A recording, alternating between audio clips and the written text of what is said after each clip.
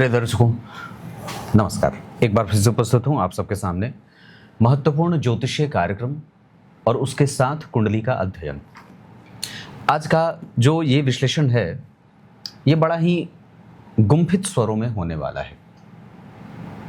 मतलब बहुत विस्तृत नहीं है, पर सामान्यतया उतनी ही बातें इस कुंडली में मुझे बताने को कहा गया है जितना उन्होंने मुझे पूछा है। आइए शुरू करते हैं और बिना समय का नुकसान किए इनकी कुंडली के सीधे पंचांग से आपका परिचय करा देता हूं।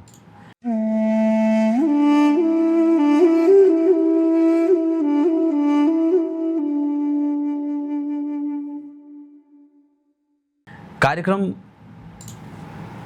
के आरंभ में जैसे कि आप जानते हैं जो पंचांग बना है उसमें जातक का जन्म भाद्रपद माह में हुआ है।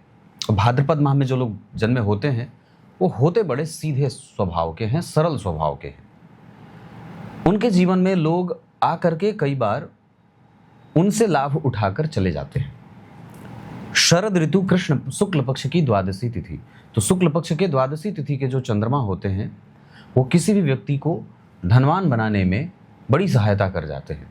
और ऐसा जातक निश्चित रूप से अपने जीवन में बहुत ही प्रगति और मजबूत प्रगति धारण करता है। धनिष्ठा नक्षत्र ओम वसुभ्यो नमः इस मंत्र का जप व्यक्ति को करना चाहिए। पीपल के पौधे की जड़ अपने गले में धारण करना चाहिए। उसके बाद बुधवार को जन्मे हैं और बुध इस कुंडली में 12वें भाव में बैठे हैं। वैसे 12वां भाव जो होता है वो दृश्य क्षेत्र होता है। इस अवस्था में जो बुध बैठेंगे वो व्यक्ति के व्यय को संतुलित करेंगे, उसके बैंकिंग, उसके फाइनेंस, उसके तर्क, उसकी विदेश यात्रा, उसके MBA, उसके फाइनेंस को बहुत मजबूती देंगे।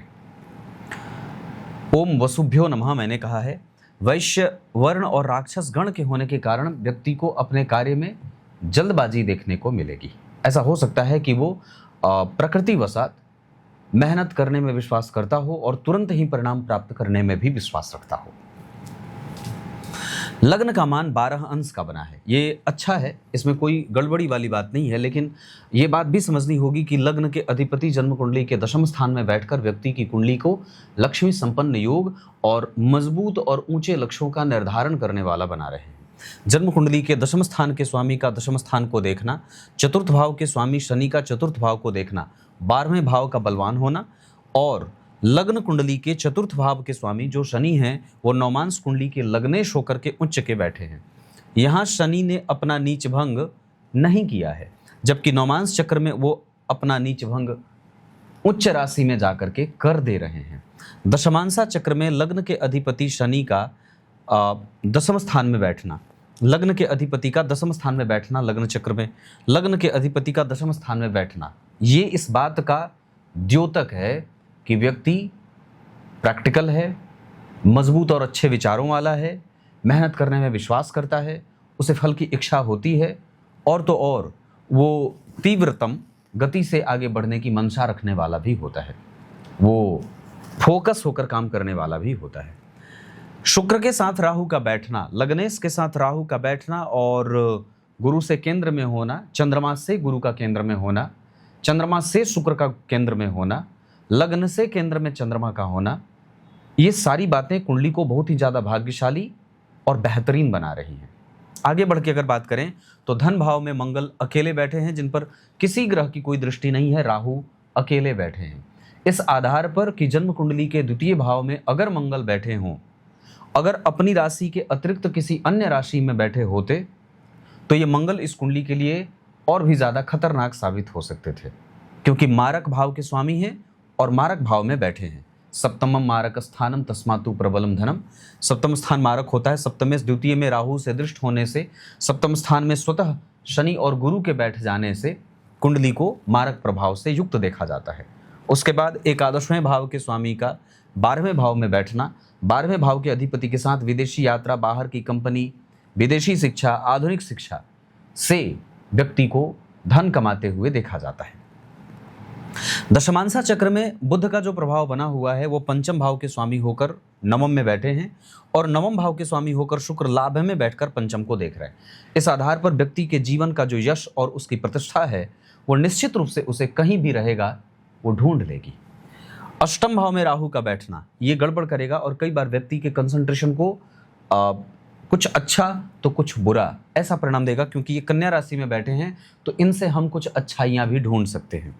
वर्तमान में जातक को गुरु की दशा चल रही है और आने वाली है शनि की दशा।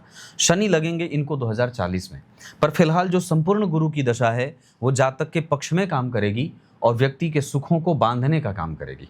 गुरु लग्न कुंडली में केंद्र में चंद्रमा से, शुक्र से, नौमांस चक्र में मिथुन राशि में बैठे हैं। यहाँ मेष राशि में मिथुन राशि की यात्रा कर रहे हैं।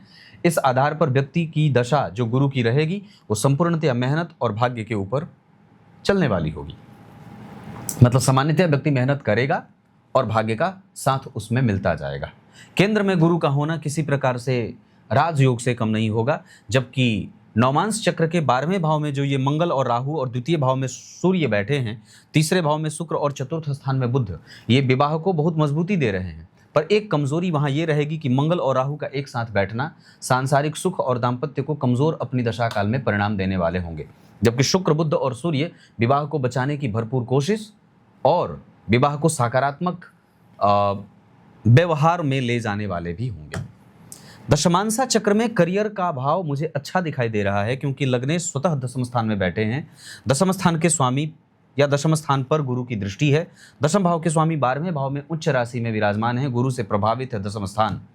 इस वजह से नौकरी इस गुरु की दशा में और गुरु की दशा में बाहर रहकर काम करना, बाहर रह करके कोई भी क्षेत्र में धन कमाना, ये सारी बातें गुरु के प्रभावों से युक्त हैं और इस कारण से गुरु इस कुंडली में अपनी दशा काल में जातक के प्रोग्रेस को बांधने और मजबूती देने वाले होंगे। इसका दूसरा अर्थ यहाँ इस तरीके से भी किया जा सकता है कि जीवन में जितनी भी परेशानियां होंगी कारोबार को लेकर के, वो गुरु की दशा में समाप्त होंगी। जितना भी संघर्ष व्यक्ति ने राहु की दशा में किया है वो सारे संघर्ष गुरु की दशा में समाप्त हो जाएंगे। मतलब गुरु इस कुंडली के लिए बहुत अच्छे बनेंगे। यहाँ पे मेहनत कराते दिख रहे हैं, यहाँ पे उच्च के हो जा रहे हैं, तो गुरु अपनी दशा काल में मजबूत और श्रेष्ठ नौकरी प्राप्त कराने वाले ग्रह बन रहे हैं।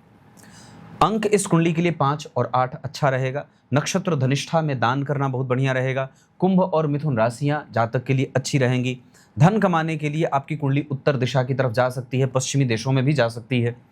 जैसे कि इन्होंने कहा कि मैं विदेश में ही रह रहा हूं और बाहर ही मेरी परवरिश हुई है, और दूसरा कि मेरे माता पिता भी बाहर ही रह रहे हैं और मैं भी स्वतः बाहर ही सेट होना चाहता हूं।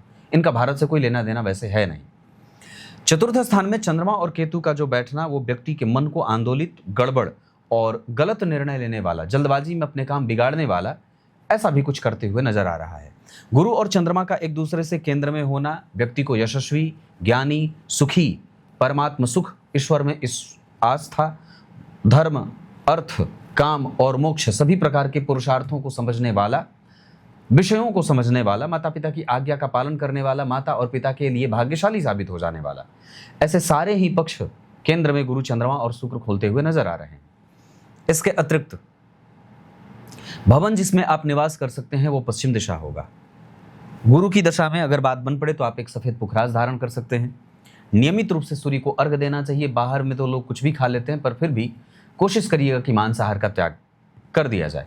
भारत में अगर कोई बढ़िया गौशाला हो तो वहाँ पे आपको प्रत्येक महीने की अमावस्या को या पूर्णिमा को कुछ दान वगैरह जरूर कर देना चाहिए। ब्राह्मणों का आदर इस कुंडली को बहुत ही ज़्यादा आगे लेके जाएगा। संतति उत्पन्न करने के बारे में हमें जरूर विचार करना चाहिए, क्योंकि इस कुंडली में संतति का सुख 100% बहुत अच्छा है, क्योंकि पंचमेश शनि केंद्र में है, बुद्धिमान बना रहे हैं, प्रेम विवाह के योग लगा रहे हैं और संतति वाला भी बना रहे हैं। साथ ही साथ व्यक्ति में पुराणों का जो अध्ययन है, जो धार्मिकता है, जो व्यापकता है, जो व्यापार में बहुत एक मजबूती और अच्छी मजबूती है, वो गुरु और शनि के कारण है।